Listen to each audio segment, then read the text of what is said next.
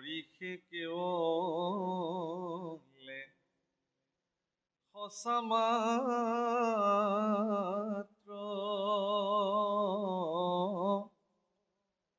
ও ৰাম ৰাম ৰাম ৰাম তান্তবি নেমিছা যত দেখা শুনা মানে তান্ত যিটো মিছা কৰিয়া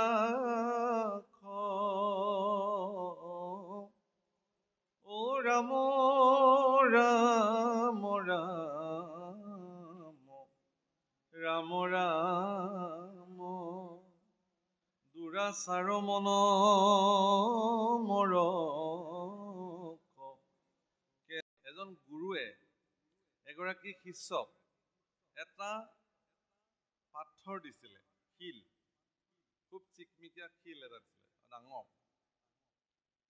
কৈছে যে এইটো তুমি বজাৰত মূল্য নিৰ্ধাৰণ কৰা। তেওঁ বজাৰলৈ আহি তেওঁ পাচলিৰ দোকানী এজনক সুধিলে যে মই এইটো বিক্ৰী কৰিব খোজো। পাচলিৰ দোকানীটোৱে এইটো চাই মেলি ক'লে যে দিয়া মই কিনি ৰাখিম, 20 টকা এটা দিম তোমাক। বোলে এইটো কি কৰিবা তুমি? বোলে মোৰ এই 50 গ্ৰামৰ দগাটো নাই, হেৰালে, গতিকে এইটো 50 গ্ৰাম হ'ব, সেইটোকে মই দগা হিচাপে ব্যৱহাৰ কৰিম পাল্লাৰ।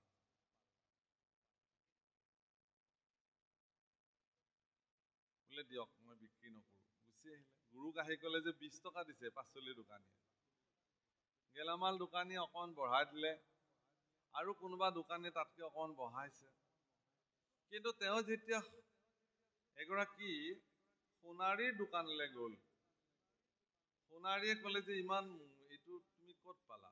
কোৱা তোমাক কিমান লক্ষ টকা লাগিব, এইটো মোক লাগে।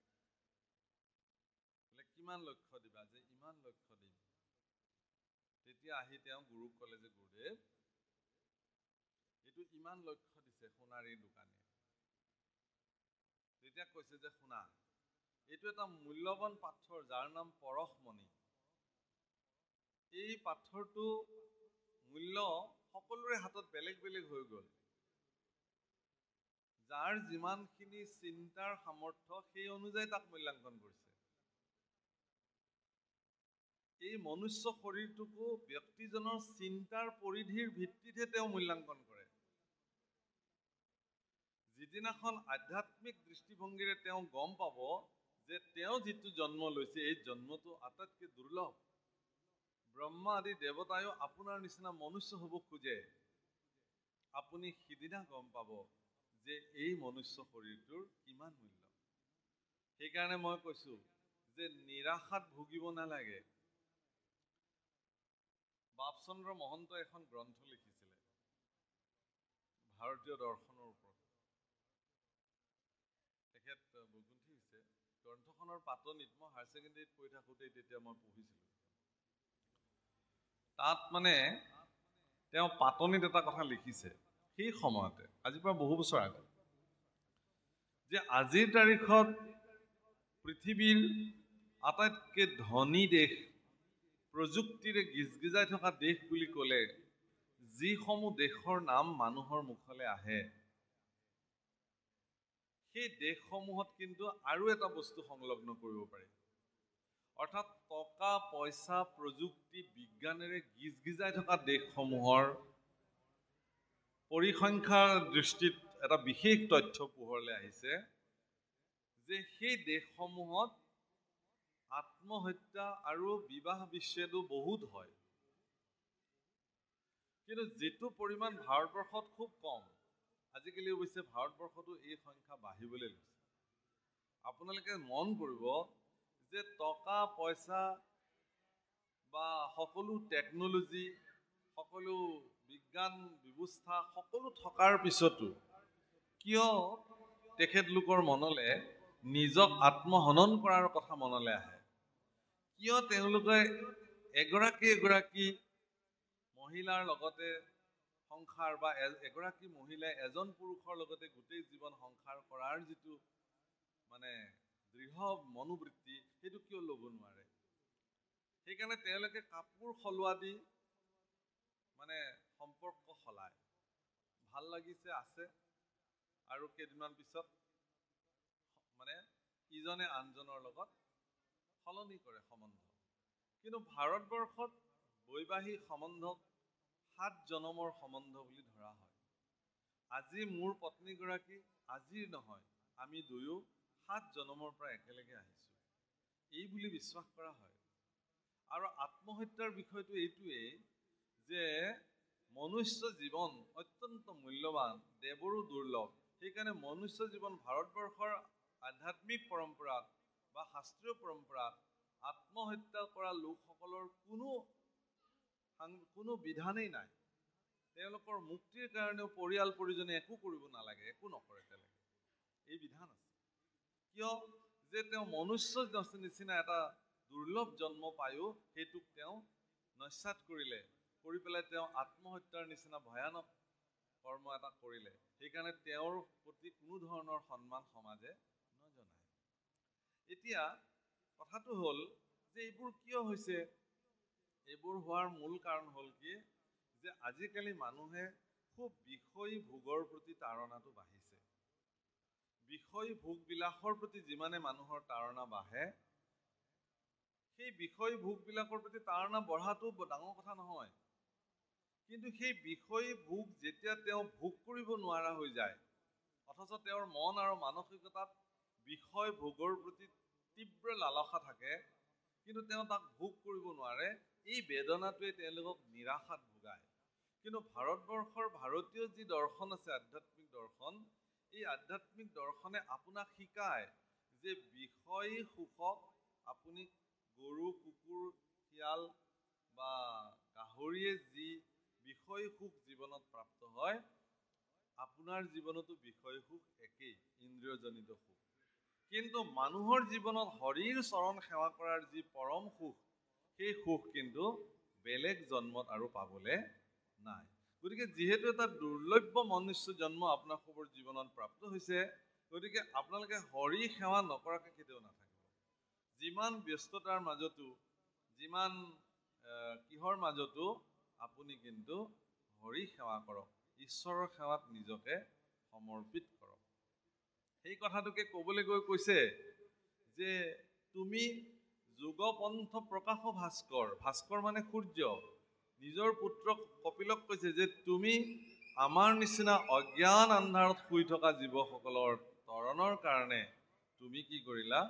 সূৰ্য স্বৰূপে আহি জগতত প্ৰকাশিত হ'লা, যাতে সূৰ্যৰ পোহৰ পোৱাৰ লগে লগে মানুহে যেনেকে এন্ধাৰ আঁতৰি যায়, ঠিক তেনেকে আমাৰ জীৱনতো যিদিনাখন কৃষ্ণ সূৰ্য, ভক্তি সূৰ্য যিদিনাখন আমাৰ জীৱনত প্ৰকাশিত হ'ব, সিদিনাখনে আমাৰ জীৱনৰো অজ্ঞানতাবোৰ দূৰ হৈ যায়। সেই প্ৰভুসকল, আমি প্ৰত্যেকে গুৰু ভজো আমাৰ জীৱনত। মনুষ্য জীৱনৰ আটাইতকৈ সাৰ্থক কথাটো হ'ল এগৰাকী গুৰুক গুৰু হিচাপে ভজনা কৰাটো। যিবিলাক মানুহে জীৱনত গুৰু ভজা নাই, তেওঁলোকৰ জীৱন অসাৰ্থক, সাৰ্থক হ'ব নোৱাৰে। কাৰণ গুৰুবিহীন মন্ত্ৰ পাশীবিহীন কাৰ। গুৰু হ'ল জীৱনৰ কাণ্ডাৰী। এই জীৱন নদীখনত আপোনাৰ শৰীৰ নৌকাখন কেনেকে নৈখন পাৰ হ'ব, এই নিৰ্ণয় বা এই নিৰ্ণায়ক ভূমিকাটো গ্ৰহণ কৰে এগৰাকী গুৰুৱে। গুৰুগৰাকীক এইকাৰণেই মান্যতা দিয়া হয় যে তেওঁ আপোনাক সংসাৰ সমুদ্ৰখন অতিবাহিত কৰাত আপোনাক তেওঁ সহায় কৰিব। সেইকাৰণে গুৰুসকলক 3খন আবেদন প্ৰদান কৰা হয়। মনত ৰাখিব প্ৰভুসকল, যোনে যি গুৰুকে মানিছে, আমাৰ ক'বলগীয়া নাই। গুৰু গুৰুৱে, সকলো গুৰুৰে সন্মান আছে, সকলো গুৰুৰে এইখন জগতত সম অধিকাৰ আছে।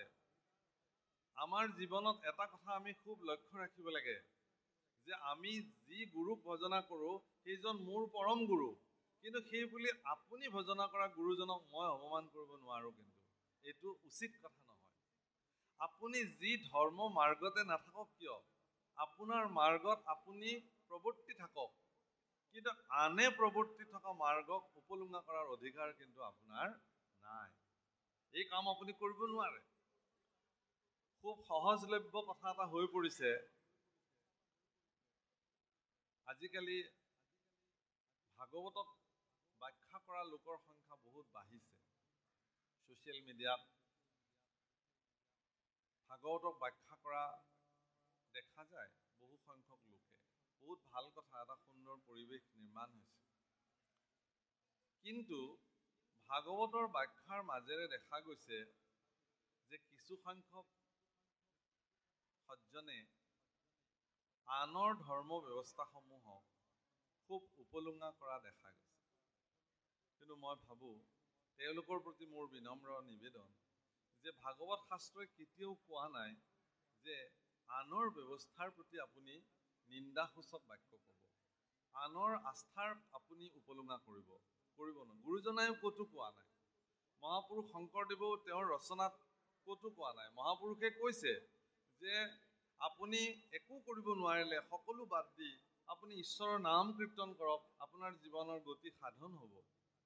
সেইবুলি কোনোবাই যদি অন্য মাৰ্গ বা অন্য পন্থাৰে ভগৱানক বুজিবলৈ গৈছে, তাত এশৰণ ধৰ্ম গ্ৰহণ কৰি হৰি কীৰ্তন কৰোঁতাসকলে কিন্তু তাক নিন্দাসূচক বাক্য ক'বলৈ মহাপুৰুষে কিন্তু ক'তো আজ্ঞা কৰা নাই। গতিকে ইয়াৰ দ্বাৰা আচলতে গুৰুজনাকহে অপমান কৰা হৈছে বুলি আমাৰ মনে ধৰে। কাৰণ যিহেতু গুৰুজনাই এনেকুৱা কথা কোৱাই নাই। গতিকে হে প্ৰভুসকল, গুৰুসকল সৰ্বদা গুৰু। গুৰু অৰ্থত গু পদে এন্ধাৰ, ৰু পদে পোহৰ। যিগৰাকী ব্যক্তি আপোনাক অজ্ঞান আন্ধাৰৰ পৰা পোহৰৰ বাট দেখুৱাই দিব পাৰে, তেওঁৱেই গুৰু। সেইকাৰণে গুৰুসকলৰ প্ৰতি তিনিটা প্ৰাৰ্থনা ভাৰতবৰ্ষত নিবেদন কৰা হয়। প্ৰতিজন, আপুনিও কৰিব লাগিব, ময়ো কৰিব লাগিব। কি বুলি কৈছে সেইকেইটা? ওম असतु मा सद्गमय, तमसु मा ज्योतिर्गमय, मृत्युर माम अमृतम गमय, ओम शांति शांति शांति। হে গুৰুদেৱ, মোক অসতৰ পৰা সতলৈ লৈ যোৱা। প্ৰথম প্ৰাৰ্থনা। দ্বিতীয় প্ৰাৰ্থনা কি? মোক এন্ধাৰৰ পৰা, তমসাৰ পৰা জ্যোতিৰ পোহৰলৈ লৈ যোৱা। অৰ্থাৎ এন্ধাৰৰ পৰা মোক পোহৰৰ বাট দেখুৱাই দিয়া, আলোকৰ বাট দেখুৱাই দিয়া। আৰু তৃতীয়টো আবেদন গুৰুৰ প্ৰতি কৰিছে কি যে হে গুৰুদেৱ, তুমি মোক মৃত্যুৰ পৰা অমৃত তত্ত্বলৈ লৈ যোৱা। এতিয়া হৈছে কি যে অসতৰ পৰা সৎ। অসৎ কোন? সৎ কি? প্ৰভুসকল, অসৎ শব্দটোৰ অৰ্থটো আমি যিবোৰ তথাকথিতভাৱে কোনোবা এজন বেয়া মানুহক অসৎ বুলি কওঁ, আধ্যাত্মিক দৃষ্টিত অসৎ মানে আচলতে সেই অসৎ নহয়। আধ্যাত্মিক দৃষ্টিত অসৎ মানে মিছা, সৎ মানে সঁচা। অৰ্থাৎ ভগৱানৰ স্বৰূপ সৎ। গীতাত বা ভাগৱত শাস্ত্ৰত কি বুলি কৈছে? ভাগৱতৰ আৰম্ভণিতেই কৈছে সচ্চিদানন্দ ৰূপায় বিশ্বৎপত্যাদি হেতৱে তাপত্ৰয়ো বিনাশায় শ্ৰীকৃষ্ণায় বয়ম নমঃ। কি বুলি কৈছে? সৎ চিত আনন্দ। ভগৱানৰ স্বৰূপ তিনিটা। এটা হ'ল সৎ স্বৰূপ, এটা হ'ল চিত স্বৰূপ, এটা হ'ল আনন্দ স্বৰূপ। সৎ মানে সঁচা। হে ভগৱান, মোক মিছাৰ পৰা, হে গুৰুদেৱ, মোক এই মিছা জগতখনৰ পৰা সঁচা জগতখনলৈ লৈ যোৱা, যিজন জগতৰ সঁচা সত্য। মহাপুৰুষ মাধৱদেৱে একদম স্পষ্ট কৰিলে আমাৰ নিজৰ ভাষাৰে, হৰিষে কেৱলে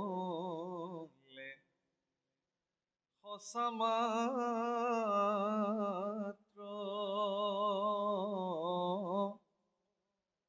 ও ৰাম ৰাম ৰাম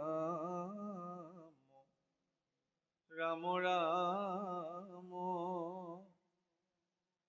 তান্তবি নেমিছা যত দেখা শুনা মানে, তান্ত যিটো মিছা কৰিয়া